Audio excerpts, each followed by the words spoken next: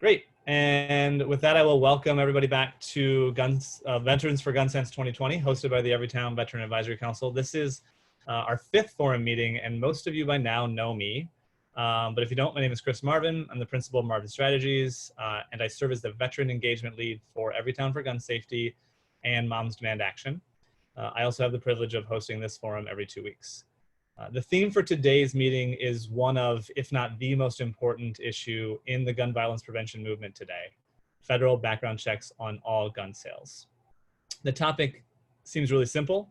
In fact, it's so common sense that 93% of Americans support background checks on all gun sales. However, there are many nuances in the loopholes that allow gun buyers to bypass background checks and in the politics that have delayed the passage of federal law on background checks. So we have Sarah Trumbull with us today. She's Everytown's Senior Director of Federal Affairs, and she's joining us to sort through a lot of those details. She'll deliver a brief presentation and take your questions, so think of your questions as she's briefing. After that, it'll be my great pleasure to welcome our distinguished guests, who this week will be Congresswoman Mikie Sherril.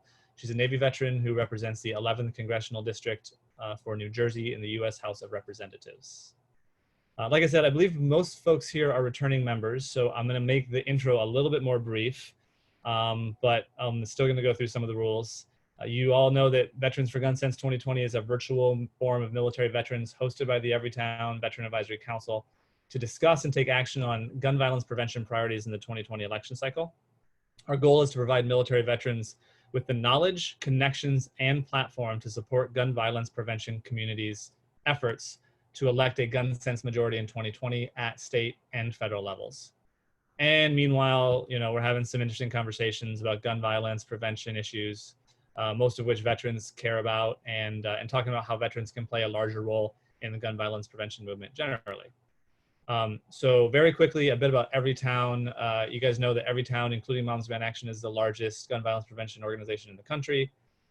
Everytown Veteran Advisory Council is a group of 30 veterans from across the country who advise the organization on all of the veteran-related strategy. Perhaps most importantly, the Veteran Advisory Council was organized around what we call the 3 pillars of military gun culture. And those are training, safety, and accountability. We believe that training, safety, and accountability are all required to have a safe and functioning gun culture in this country. And we want to see more of it in our nation's gun laws and our citizens' behaviors around guns, the way we're familiar with those elements of military gun culture. The Zoom protocols, again, this forum is informal and conversational, so please participate, especially in the Q&A. Everybody in this forum is a U.S. military veteran or a staff member for Everytown. The session is being recorded, and that is for forum members who are not able to join us live. But when we do share that, we ask that nobody repost the video publicly. It is meant to be only consumed by members of our forum. Mara Lamandola is with us again. She is the co-host for the forum and for this Zoom meeting. So if you have issues, logistical questions, you can chat those directly to Mara. During the Q&A, if you have a question, we're going to use the hand raise icon as always. And for those of you that don't know, you find that by clicking first on participants, and then you can see your hand raise icon. Go ahead and raise it, leave it up, and I'll take questions in order. When I call on you, I'll take you off mute, and you can ask your own question aloud to either Sarah or Congresswoman Sherril. And then also feel free to type questions in the chat box. I'll try to put those in the right order along with hand raises as well. And if we have leftover questions at the end, we'll try to answer those in another fashion. Okay, assuming no questions about the logistics and whatnot. I see no hands, so good. Before we get into background checks, what I like to do is review something that's happening in our world today. I have a little bit more time today, and so I'm going to talk a little bit longer, so forgive me in advance for that, but I think it's an important topic. There's a lot that's happened over the last 2 weeks. What I like to hone in on is the events in Kenosha, Wisconsin that began with the shooting of an unarmed Black man named Jacob Blake. And then 2 days later, during protests and civil unrest in the city, a 17-year-old white male with an AR-15 shot 3 people, killing 2 of them. So honestly, we could spend the entire evening discussing and dissecting what's happened in Kenosha. We could analyze the way that it's reverberating around the country. We could talk at length about the larger implications of unfair policing, the lack of racial justice, the murder of George Floyd, everything that came after that, the Black Lives Matter movement in general. But for now, I want to just narrow our scope. We're all veterans. We have significant firearms training. In that training, we learned explicitly that guns have the capacity, in fact, that they are designed to take human life. This is particularly true with the guns that we utilized in combat, like the M4 carbine, which is essentially the same as an AR-15. And in the military, we practice protocols that begin with the safe handling of firearms, and they end with ultimate accountability for the results of the discharge of our weapons. That includes accountability all the way up the chain of command. Simply put, we don't arm ourselves unless we're prepared physically, mentally, and emotionally to kill someone. Some of you may have heard me use this exact reasoning to explain why I actually don't own a gun in my home for protection. I often tell folks that I've been to combat, at which time I was prepared to take a human life, and I no longer consider myself prepared to meet that task. So I keep a Louisville Slugger by my bedside as a way to potentially protect my family in the rare event of a break-in or something similar. But beyond that, I'm not a hunter, I'm not a gun collector, so I have no real reason to own a gun. So it's my assumption that Kyle Rittenhouse, the 17-year-old alleged murderer in Kenosha, thought that he was prepared to kill someone that night. By virtue of him openly carrying a loaded semi-automatic assault rifle amidst a crowd of protesters, and the fact that the gun was meant as a deterrent against property destruction, he knew that the occasion to use the weapon to take a human life was potentially likely. Now, as a minor, he broke the law in Wisconsin just by carrying a deadly weapon in the open. And despite the fact that he's only 17 years old, this is not a boy. He's old enough to enlist in the military. He claimed to be a member of a militia.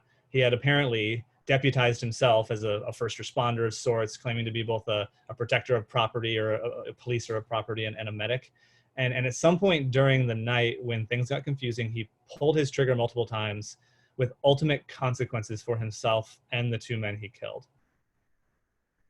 The fact that he was armed elevated any argument or altercation he might encounter into a life or death scenario that could play out in just a millisecond. For those of us who have been to combat, that should sound like a very familiar scenario. A man threw a plastic bag at him, a gunshot rang out in the distance, and in an instant, 36-year-old Joseph Rosenbaum was shot in the head and left bleeding out as Rittenhouse ran away. Next, in a separate incident, he tripped. A man raised a skateboard to him, and this gunman swiftly and irrevocably issued a death penalty verdict and execution to 26-year-old Anthony Huber, and then shot another man. Rittenhouse, as we know, has been charged with, as an adult, has been charged with first-degree intentional homicide. He faces life in prison. And that, to some degree, is accountability under the law. We'll see what happens at the trial eventually. Now, to tie this back to Rustin Shesky, who's the police officer who shot Jacob Blake, I first want to mention that he and Rittenhouse are very different people, and these are very different situations. Rittenhouse was a vigilante with no right to be armed or even, and no right to even be on the street that night after curfew. Shesky was an officer sworn to protect and serve and was justifiably armed in that capacity. But inasmuch, he should have understood that his firearm had the ability to take human life. Just as we were prepared to kill when we armed ourselves in combat, so a police officer should take very seriously the lethality of his or her firearm. Yet this officer chose his gun as the method by which he applied his will to a citizen. He had many other options. He could have used his voice, a taser, or other non-lethal force, his physical strength, other officers. He could have just let Jacob Blake drive away. That would not have been the worst outcome. We nearly saw the worst outcome, and instead, Jacob Blake is now paralyzed. Look, we could add a whole bunch more nuance to this discussion of military fetishism, militias, open carry loopholes, police use of force, etc. But for the purposes of today's discussion, I just wanted to remind all of us as veterans that we know implicitly the potential lethality of a loaded firearm, and we should expect American gun owners to have that same understanding, especially law enforcement officers. Simply put, guns kill and guns kill quickly. So how can we, as veterans, help Americans grasp this concept? So that's my soapbox for the day. Thanks for the time. And what's going on, obviously, in Kenosha, Portland, elsewhere, very important right now. And please keep your own eye on it as well. And think about it through your veteran lens. With that, I must move on. I'm watching that clock and I'm a minute behind, but that's okay. But I do now have the distinct pleasure of introducing our subject matter expert for this forum meeting, Sarah Trumbull. Sarah's the Senior Director of Federal Affairs at Everytown for Gun Safety, and in that role, she leads Everytown's federal work, which includes directing federal strategy, overseeing federal lobbying efforts, and supervising campaigns to advance gun safety legislation in Congress. Before coming to Everytown, Sarah was a Deputy Director of Social Policy at Politics at Third Way. Sorry, I'm reading it wrong. She was the Deputy Director of Social Policy and Politics at Third Way. There we go. It's a center-left think tank where she specialized in reaching moderates on contentious social issues. Her work has been featured in the New York Times, Washington Post, Politico, Media Matters, and Voice of America. Sarah also holds a JD and a master's in public policy from George Washington and a BA from the University of California, Santa Barbara. With that, please welcome Sarah Trumbull to talk to us all about background checks. Thank you, Chris. And it's a real pleasure to be here with all of you. I very much appreciate your service to the country and your time tonight to talk a little bit about background checks. So I'm going to go ahead and dive in. Chris, I suspect you will tell me when to stop talking, but I'm going to aim for about 16 minutes. But please feel free to ask questions either during or at the end. There will be lots of time. So let me pull up my screen.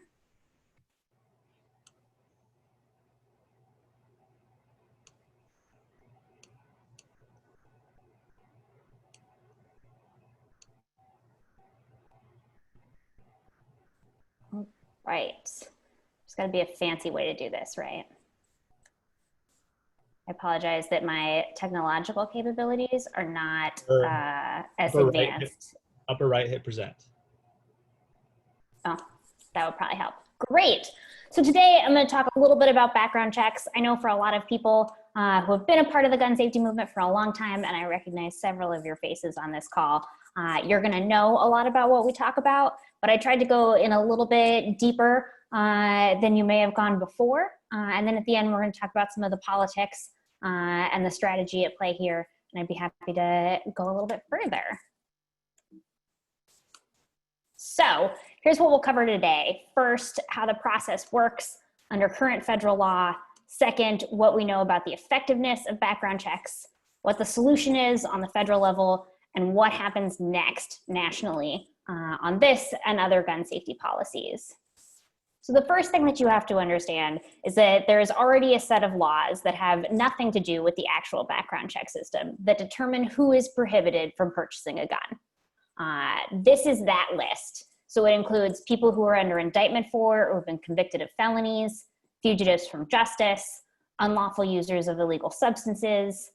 This language is straight from the law and we acknowledge is severely problematic, and we're working to update, but it's technically anyone who has been adjudicated as a mental defective or committed to a mental institution.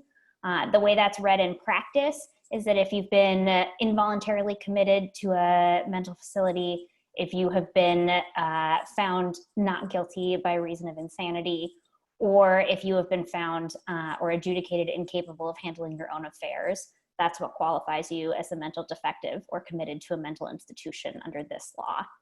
Other folks who can't buy a gun include undocumented immigrants, anyone who's been dishonorably discharged, renounced their US citizenship, folks who are subject to a final domestic violence restraining order, and anyone who's been convicted of a misdemeanor crime of domestic violence. Background checks are the mechanism by which we enforce those prohibitions. So that's how we make sure that when someone goes to buy a gun, that if they're in one of these categories and are considered a prohibited purchaser, they're stopped. So here's what it looks like. A person goes to a gun store. They show out their ID and they fill out this form. It's called 4473. And on it, they promise that they are not any of these prohibited categories. They give the form to the dealer. The dealer then either calls or goes online to the FBI or the state agency that does background checks in their state. Depends on the state as to whether or not they do it themselves or if they do it to the FBI.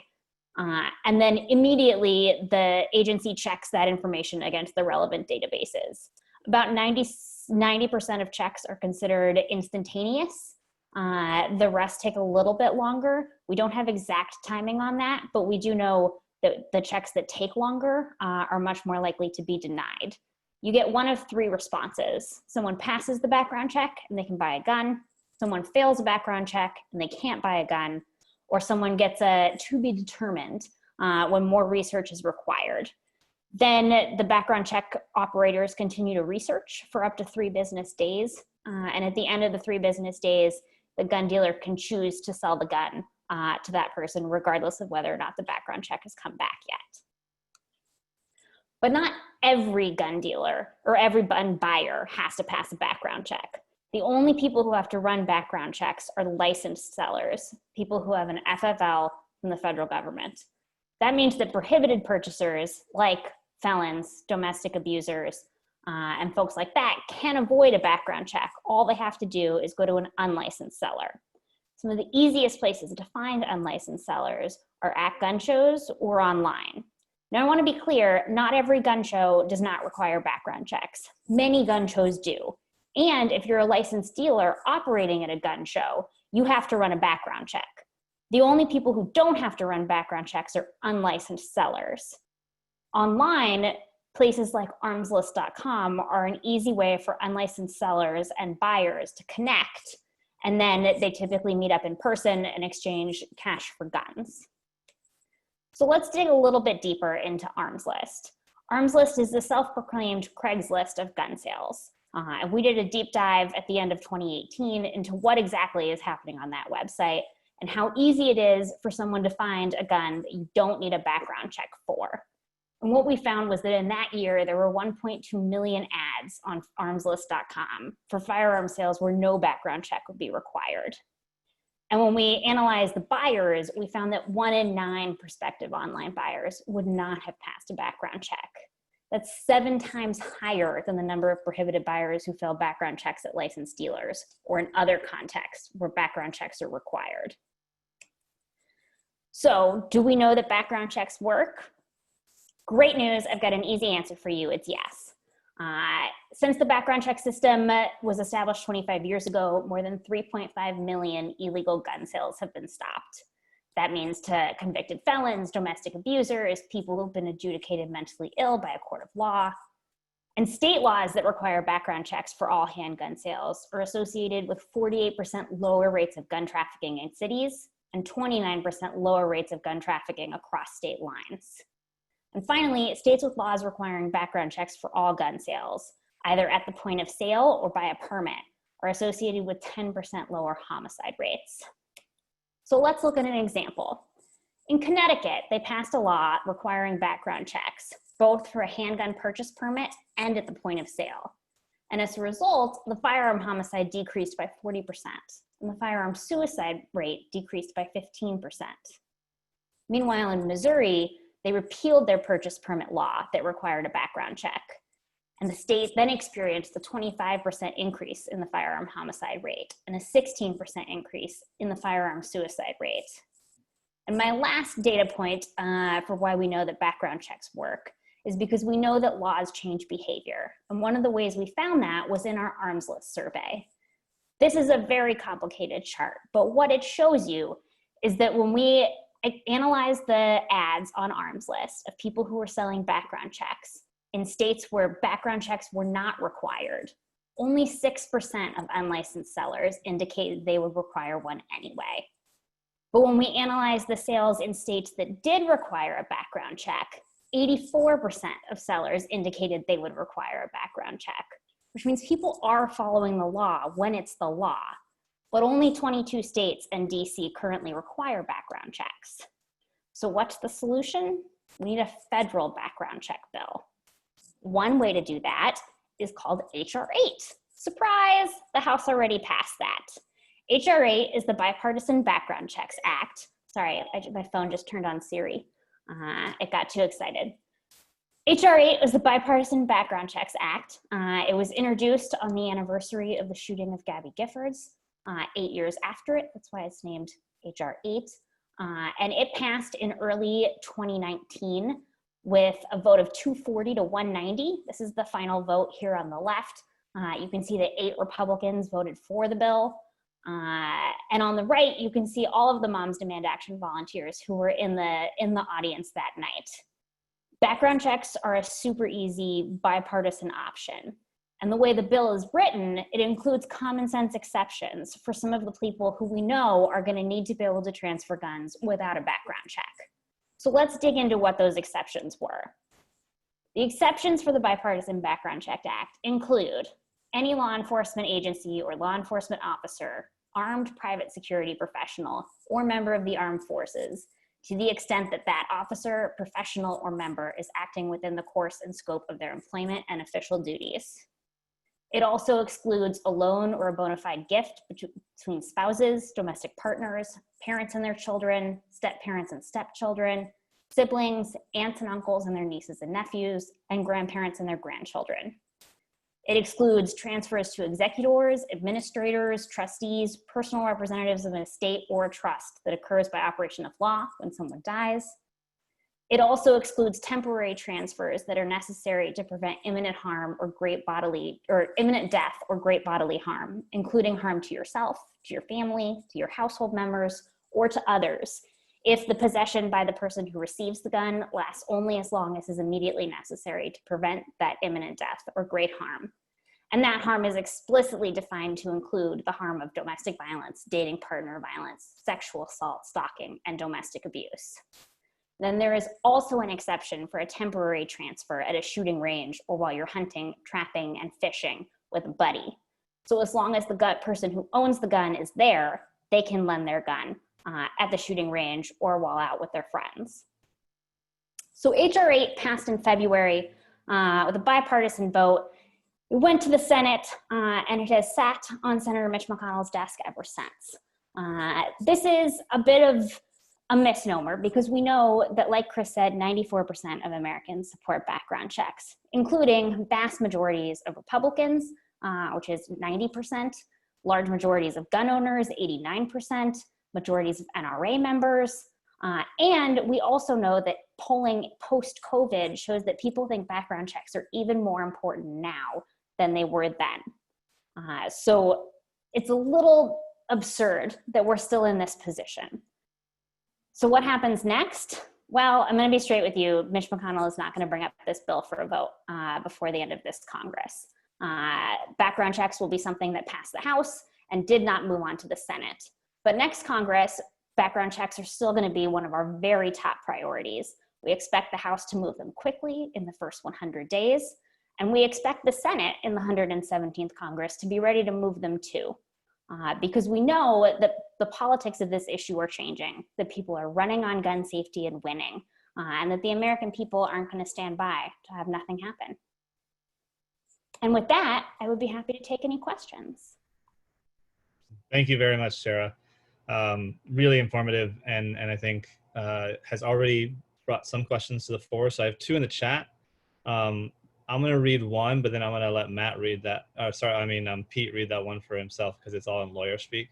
But Ellen was asking, what are the requirements for identification presented when buying a gun legally? Is it easier to buy a gun than to pass an I-9 verification for getting a job?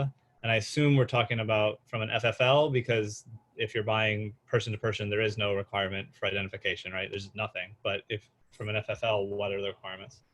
That's correct. If you're buying from a private seller or any type of unlicensed dealer, the requirement is however much money they want from you. If you're buying from a gun store, you typically need some form of photo identification. And I am extremely pleased that Rob Wilcox is with us tonight. He's one of our policy lawyers, so I don't know if he knows the specific rules here. I believe driver's license and passport count. But Rob, do you know more specifically? Sarah, I do. The federal law defines it as a government-issued ID, document made or issued by the U.S., a state, a city, a foreign government. So that can include a driver's license, it can include a passport, it can include a concealed carry permit. But that's what's in the definition. All right, 2 out of 3 wasn't bad. Awesome. The next question, Pete, do you mind just reading your question aloud? I don't want to mess it up. No, it's okay. And I'm sorry for this. This is hyper specific, and it's just that, like, I'm a law student, and you went to GW Law, so I thought, well, I'm going to ask. I'm going to make Rob answer it anyway, so please feel free. So this came out of last night. There was a news article up saying that Kyle Rittenhouse's lawyer, so he's got 6 charges, and obviously there's big ones, but one of them's a Wisconsin state weapons charge, and the defense lawyer said he's going to challenge it on constitutional grounds. And he's talking about well-regulated militia, which is not super interesting, but what is interesting is, like, post-Heller, post-2008, there have only been like 3 or 4 cases involving individual right to bear arms for near adults, for like 16 to 17-year-olds. And then there have also been some restrictions on like the 18 to 20 year range, so just post-adult underneath the, and all of them have come down under like intermediate scrutiny, have upheld these state level laws that prohibit certain like ammunition purchases, basically like limiting the individual right to bear arms for 18 to 20-year-olds and then 16 to 17-year-olds. But none of them are super strong, and we haven't seen it make its way up to like a court that passed Heller. So I just interested in if that's a viable challenge, if there's been push on that ground. I read some like weird articles last night that were like super, like, we need to arm 16-year-olds, and they had these weird like constitutional arguments that seem to raise like at least like viable arguments, if not like super strong ones. So I just was curious. You were talking about federal firearms laws, and if you had thoughts or predictions. Sure. So for those of you who are not tragically lawyers, Heller was this case that was issued in 2008 by the Supreme Court that is sort of the defining way in which we look at a lot of our gun laws. It's often the quote that you see from Supreme Court Justice Scalia saying that gun rights are not exhaustive and that you can have reasonable restrictions. And we've definitely seen that with Second Amendment cases, right? For 50 years, federal law has banned narrow categories of people from having guns. And the Supreme Court has explicitly allowed that, and background checks have been used to enforce it for decades. The federal requirement for background checks being conducted by all dealers has been in place for 25 years and has never been successfully challenged.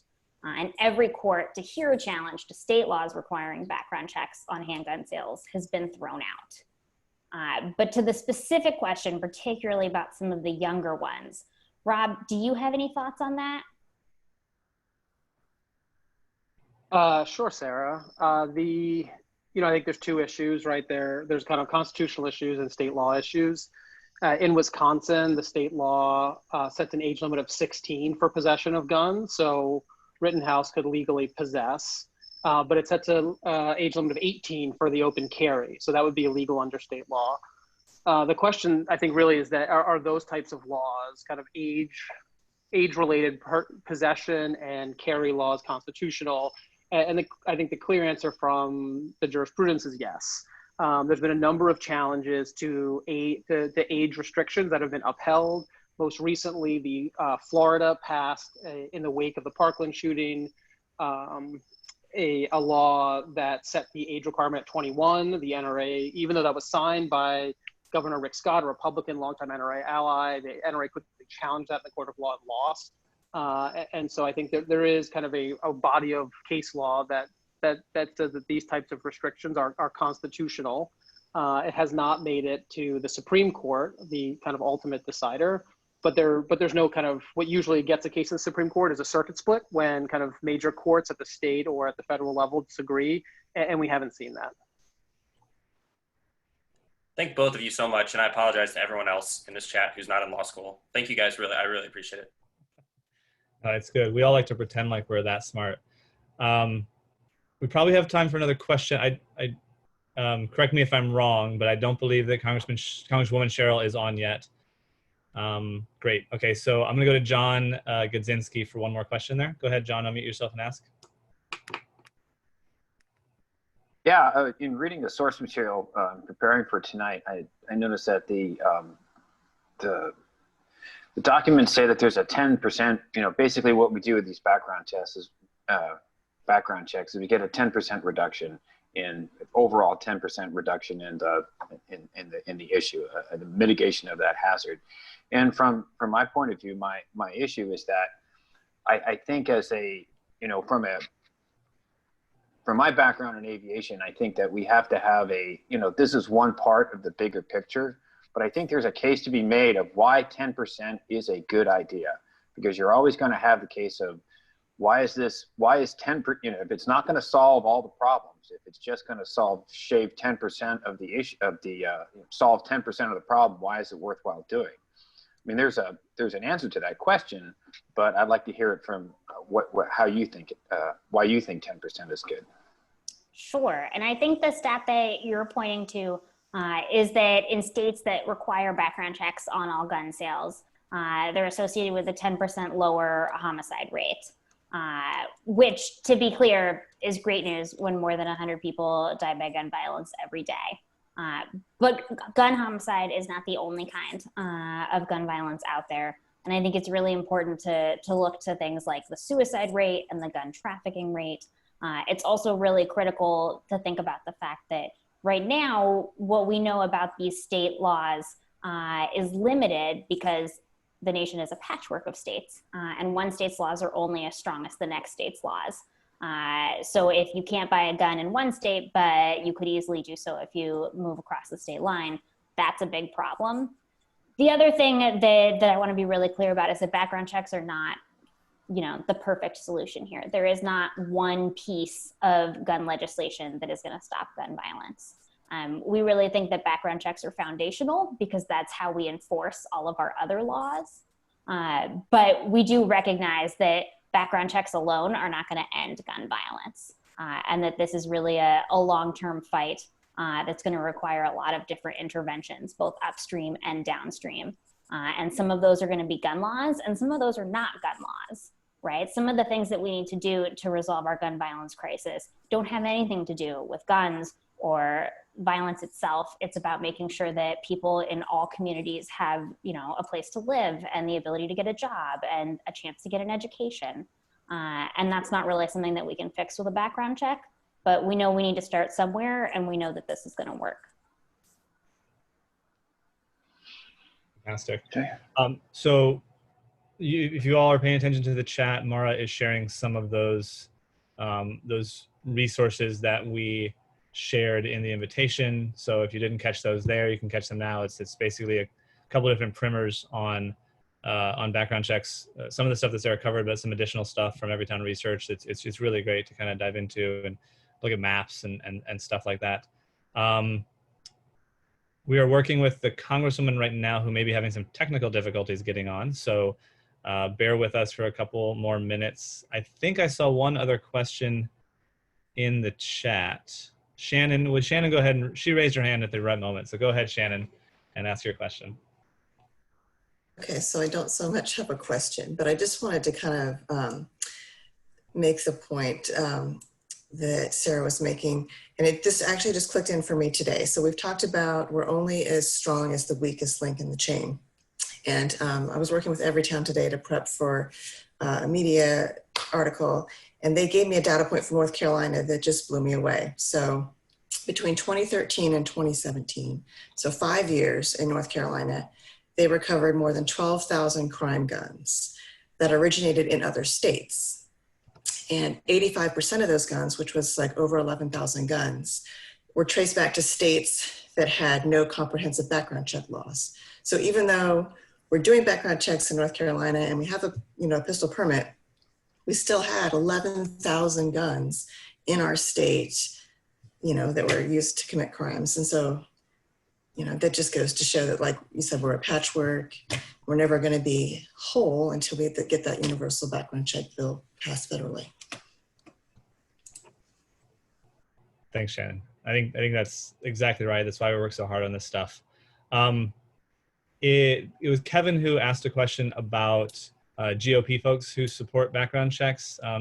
In your the photo, the C-SPAN photo, Sarah, you had eight reps that voted for it, and then eight Republican reps, and then 2 that voted against. That were Democrats. I assume in the Senate it's decently along party lines, but like, what do you have to say with the Democrats, Republicans going the opposite direction that we normally see? I love this question. I know it was framed that, we're supposed to be apolitical. I'm not. My job is politics all the time. I spend all the time talking to folks across the spectrum, from conservative Republicans to liberal Democrats. And background checks are one of them. Well, they are the most partisan of most of the gun issues, but they are also becoming increasingly bipartisan sort of across the board. Like I said, there are 8 Republicans who voted for background checks in the House. 5 of them, were original co-sponsors of the bill, which means they stood up when the bill was introduced and agreed to have their name on it. When the Violence Against Women Act passed a few months later, and it included some really important provisions to disarm abusers, 33 Republicans co-sponsored that bill. So we're definitely seeing a lot of movement in the right direction. I also think it's important to think about the fact that I would not describe, maybe don't repeat this to me, I would not describe members of Congress as really having their thumb on the hearts and souls of all of the American public all the time. So I typically think that they're about 5 to 10 years behind in public opinion. So where we are going to be headed is, I think, much, much more bipartisan. The Senate is pretty close to party lines, but not exclusively. There are certainly Republicans who we've seen come across the aisle. We've seen folks come out and talk about, even in the last few months, particularly in the wake of some of the mass shootings last summer. I have a whole list of every Republican in the Senate who said things about the importance of background checks and wanting to expand them. And we've heard from some of our big allies in the Senate that they've said things like, if you just bring this bill to the floor, if you can get a vote, I will vote for it. I'm just not ready to come out before I have to. So we know that the support is there and that folks are interested in it, and it's definitely growing. Sarah, I would also add to Shannon's point, it's about following the data, right? Legislators don't always follow the data, and we should follow the data. Yep. That was Debbie Weir, Mom's Man Action. It was you, right, Debbie? I couldn't see you, but I thought I recognized your voice. Yeah. Okay, good. Yeah. Sorry. Shannon and I were in a private conversation, and I was saying, I worked for MAD, Mothers Against Drunk Driving, for 15 years, and since 1980 to now, drunk driving fatalities have been cut by 51%. Following the data and then doing awareness and education to change behaviors. It takes time. It can be very frustrating, but it definitely takes time. Are there other questions on background checks as we we're just trying to fill a little bit of time here, but if there's questions, I want to get those out of the way first. Otherwise I can go through some logistical stuff that I was going to hold for the end that allows us to take the interview to the end. But are there other questions first? I get another one in, Chris. This one won't be a nightmare. Yeah, do it. Thanks. I apologize if this has been touched on. I jumped in a little late and it's outdated and I don't have my source in front of me. But there was an issue with I believe it was a Air Force service member. This is maybe 3 or 4 years ago, who had a bad paper discharge, and it was, whatever it was either a dishonorable or a criminal conviction that would have involved one of the federally prohibited categories. And there were problems with the reporting systems from, Chris is shaking his head, so what was happening was the Air Force wasn't talking to the National Instant Check system. So just as veterans, and that seems to be an issue that kind of touches on us directly. Do you know if there have been any improvements in military branches in their reporting requirements or their interoperability in the federal government, or do all the branches still do that? Just if you remember that, and has there been any progress since that kind of flagged to you? Was I that absolutely remember that. That was Sutherland Springs, which was a particularly tragic church shooting in Texas. While my understanding of the inner workings of the Air Force rules are a little bit murky, you are right that like it was a reporting problem. He should not have been able to pass a background check, and he did. And this is one of the places that we have seen a lot of really impressive bipartisan support. Coming out of that shooting, the House and Senate passed a bill called the Fix NICS Act, which I always switch the X's and the CKs on. But that bill was led, in fact, by John Cornyn, who is a Republican senator in Texas, and by Chris Murphy, who is the Democrat who represents Connecticut and the Sandy Hook school area. And they came together to really tighten up a lot of the reporting rules, particularly within the federal government and across the military. So for states, they can issue a lot of carrots. Under the 10th Amendment, the feds can't tell the states that they have to put records in, but they can use lots of sticks internally, including for across the military folks. So that law went into effect. They're still starting to track how well it is or is not working. But there has been definite improvement on that. We see regular updates on whether folks are submitting records or not. But that was a real place that emphasized the ways in which the system had failed. And it's something that we're very much looking to improve upon.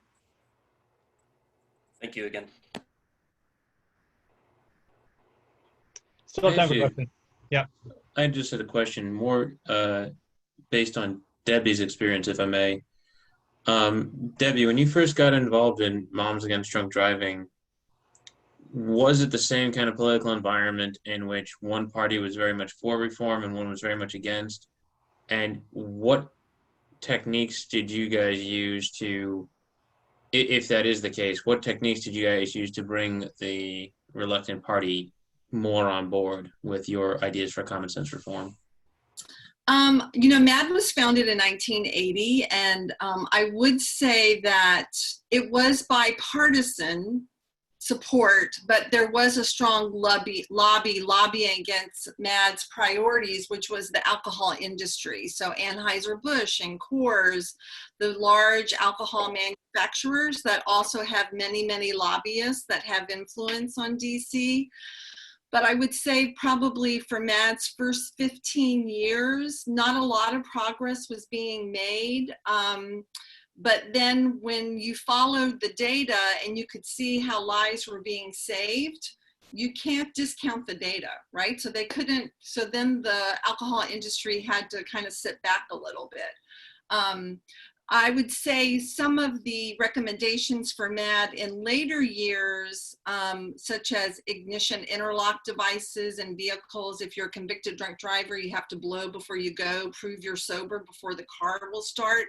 That costs more money administratively for states to monitor that. And then we had less Republican support because there was an impact on budgets and the dollars. Another thing that often is very effective when you're trying to reach across party lines, not just on guns, but on any issue, is to really find the core value that folks on both sides of the issue agree on. And on guns, you know, we've done a lot of in-depth interviews with folks on this, and it's keeping your family safe, right? That is what everybody is trying to do. And we have different ways of going about it, but if you really can dig down to that level, that's the best place to start. And then the other thing that we've seen be very effective on this issue in particular is survivor stories. It's very difficult to look a gun violence survivor in the face and talk about politics. That's just something that is almost impossible for members to do. I've been in multiple meetings with members of Congress who I would not consider gun sense champions, who have started crying because these are real stories that are happening to real people. And in particular, with gun violence, it's happening everywhere to everyone. So it is unlikely that they don't know anyone who has been affected by gun violence. And in fact, in some cases, I've met with members of Congress who have themselves become impacted by gun violence. And that sometimes opens their eyes in a way that they weren't ever prepared to be. Yeah, and I put a note, you know, September is Suicide Prevention Month, and to Sarah's point, this is my dad. He took his life with a gun 10 years ago. He was a Vietnam War veteran, a farmer, a rural gentleman. And so when I meet with legislators and survivors within Everytown and Moms Demand Action, sharing these pictures humanizes the issues, so we're not just talking about numbers that sometimes people don't pay attention to. So thank you for that, Sarah. Can I just ask one quick question?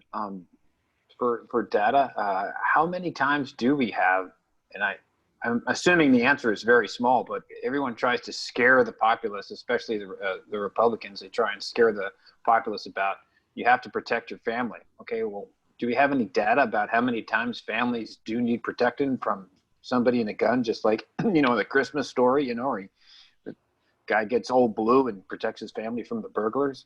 I have a feeling, and I don't know the data, but I have a feeling that number is a hell of a lot smaller than people think it is. You're absolutely right. And I know some of the general stats, and then I'm going to throw Rob under the bus again to see if he knows any of the specifics. But we do know that owning a gun makes someone more likely to be a victim of gun violence than not. And that access to a gun makes the entire family, not just the owner, but everybody who lives in the household 3 times, increases the risk of suicide by 3 times.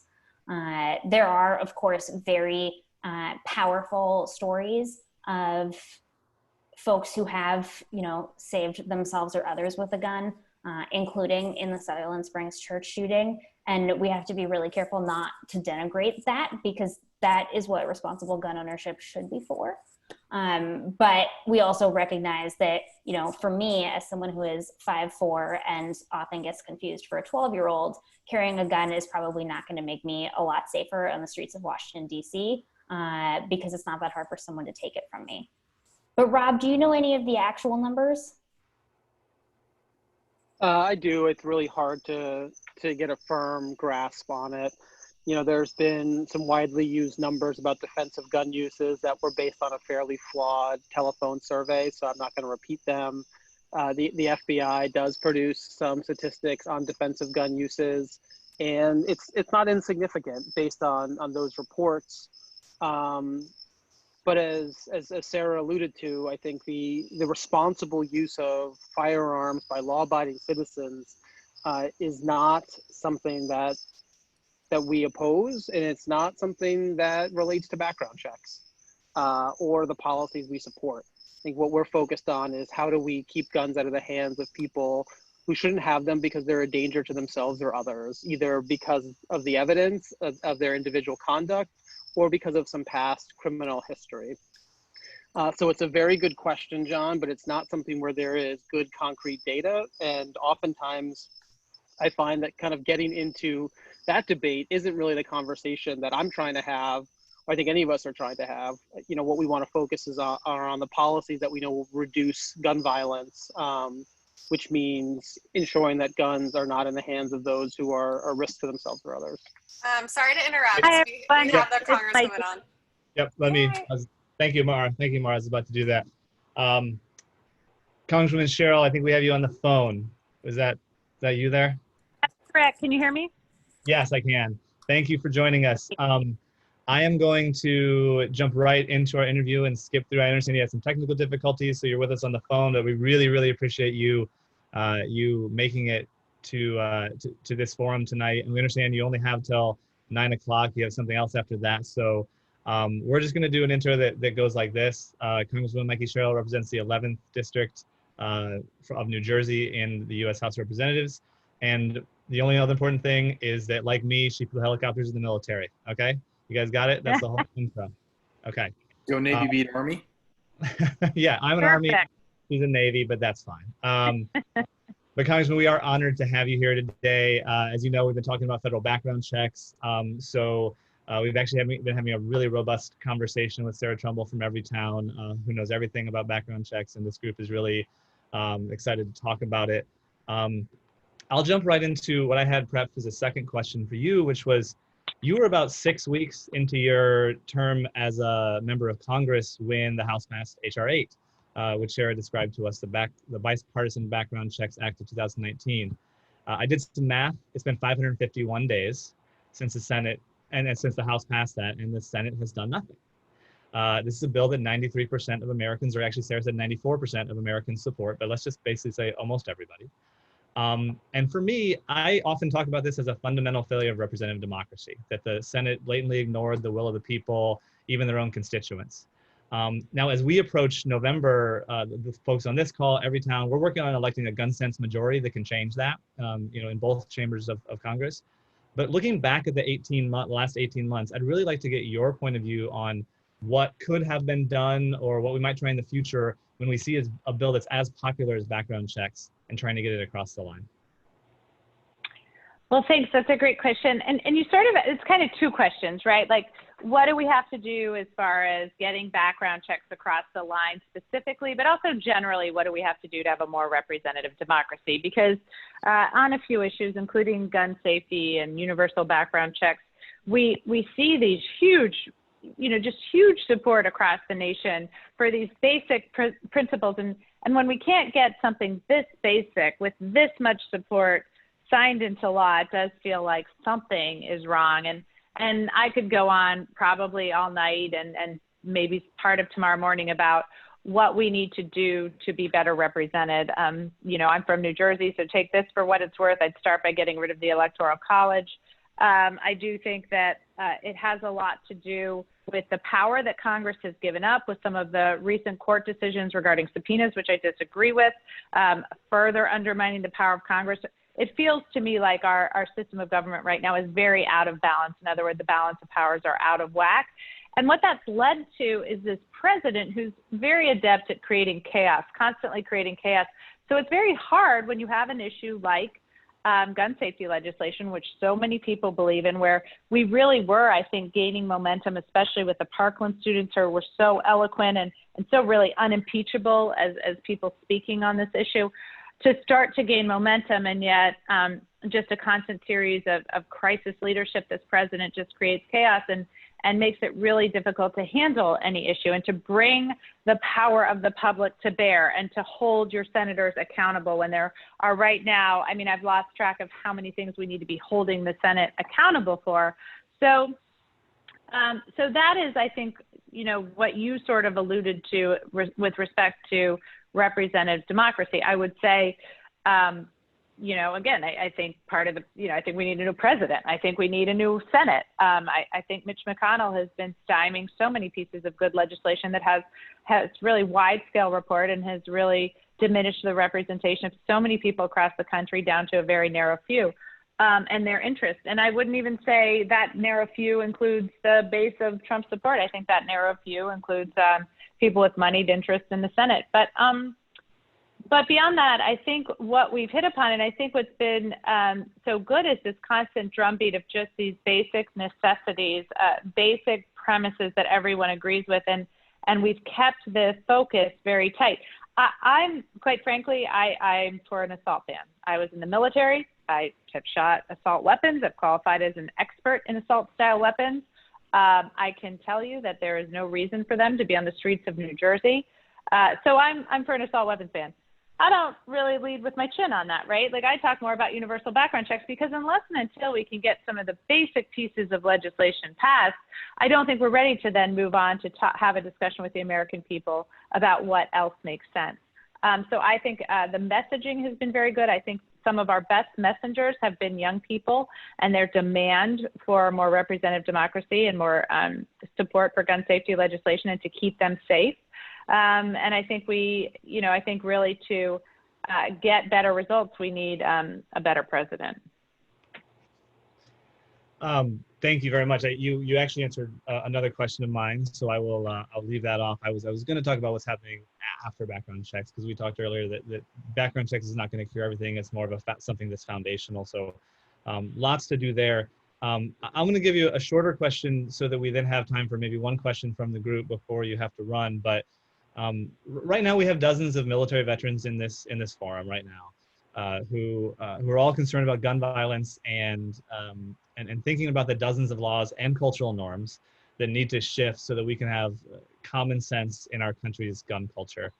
I'm really curious from you as a veteran in Congress, what advice you would give to anyone here who's attempting to lend his or her voice as a veteran to the gun violence prevention movement. Like, what have you learned as a veteran in Congress and as a working in the legal profession, like about using your veteran voice?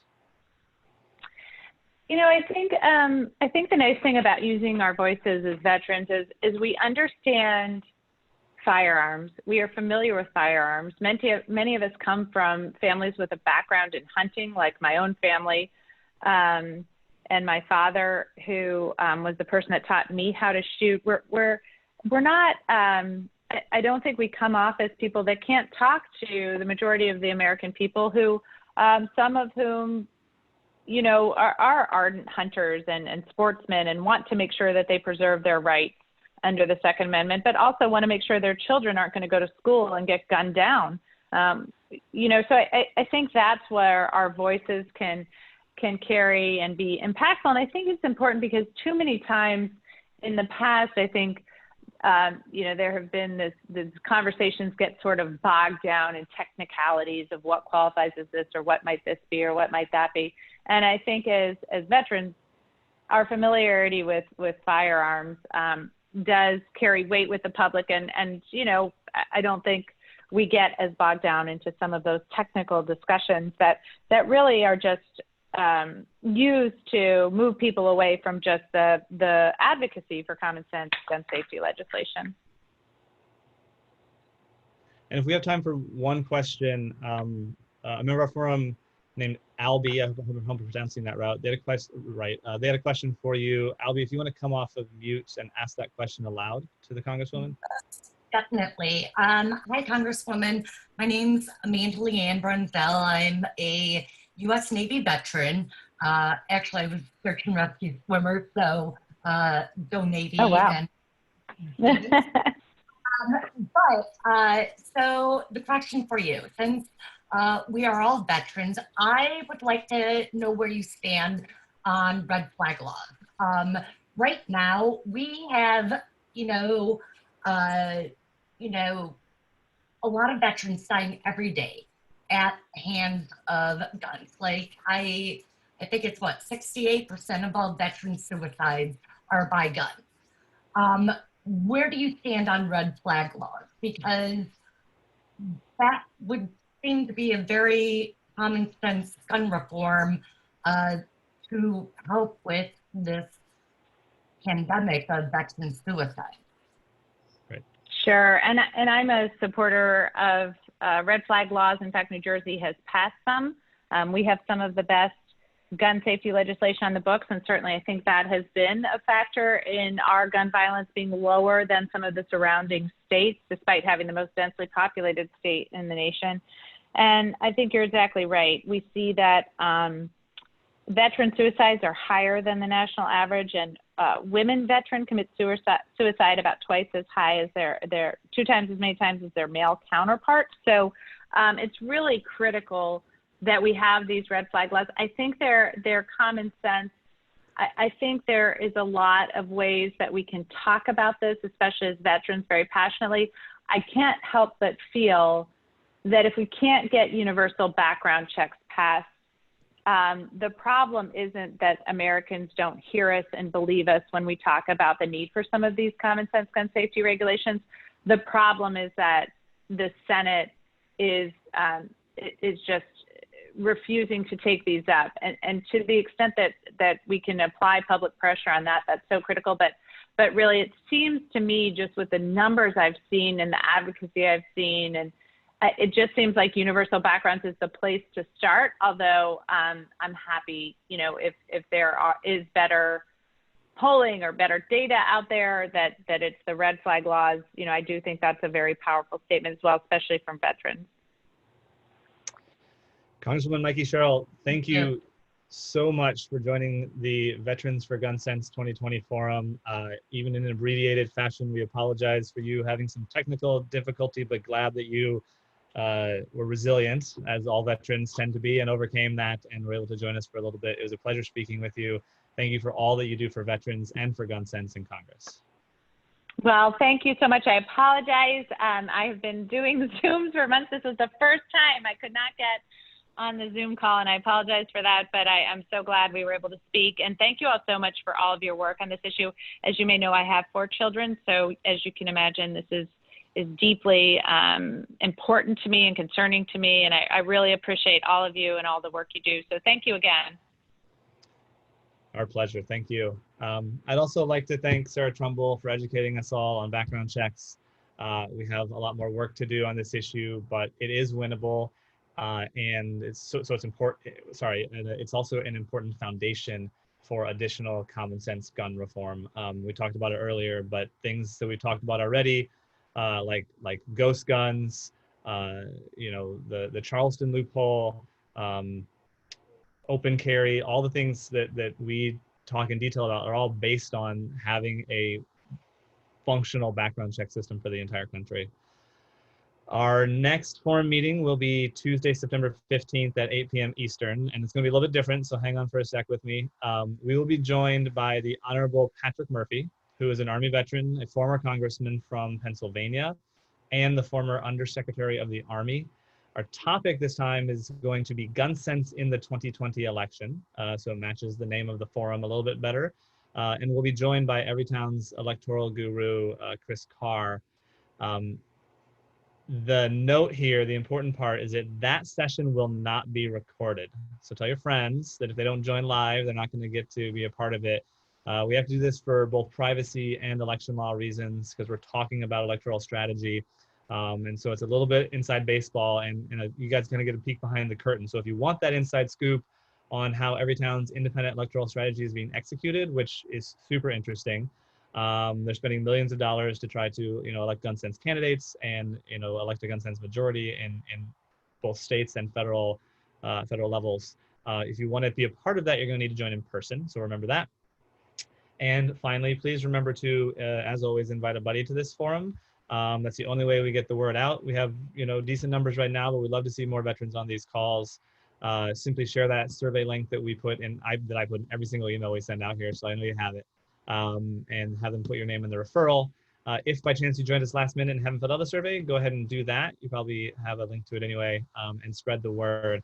Thanks to Mara for all her help, all the Everytown staff, for all the behind the scenes assistance. Thanks to the members of the Everytown VAC for supporting this effort. And we will see you all in 2 weeks, in person, live, not recorded. Okay? Thanks, guys. Thanks, everybody.